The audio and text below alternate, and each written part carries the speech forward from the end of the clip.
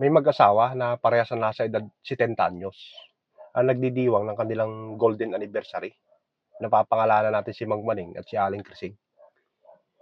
Alam mo, mahal, sabi ni Mang Maning ngayon, naalala ko lang nung mga panahon na tayo'y kabataan pa lang. Nung unang pagtatalag natin ay dinudun sa burol natin ginanap, di ba? Ay, oo, mahal, sabi naman ni Aling Krising.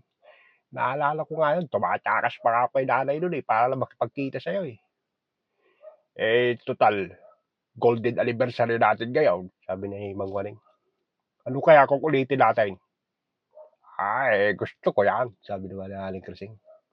Yabot mamaya alas 7 ng gabi, magkita tayo sa burol, doon sa dating tagpuan. Lingid sa kaalaman ng dalawang matanda na nakikinig pala yung apo nila na si Dugoy.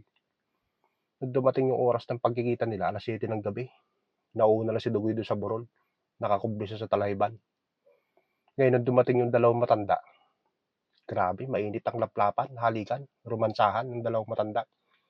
Hanggang sa sarap ng kanilang romansahan, napasandal si Aling Krising sa bakod. Maya-maya, nagkikisay na siya ngayon sa sarap. Ito naman si Mang Maning, napasandal na rin, na nagkikisay. Bilib na bilib si Dugoy ngayon na nanonood. Tumagal din ng 15 minutes yung pangingisay nila. Maya-maya, nung bumangon si Mang Maning, hingal na hingal siya. Ganon din si Aling Krising, na hingal din. Ito naman si Dugoy, di makatiis, nilapitan niya yung dalawang matanda. Grabe naman po kayo, lolo, lola. Sa ganyang edad nyo po, nagagawa nyo po yung ganyang pagtatalik. Napakalakas nyo po. Ang tindi nyo, sabi ni Dugoy nga. Walang yakang bata ka na dyan ka lang pala. Anong matindi daw? Nung mga panahon namin ng mga kabataan namin, wala pa namang kurinting pakon na yan.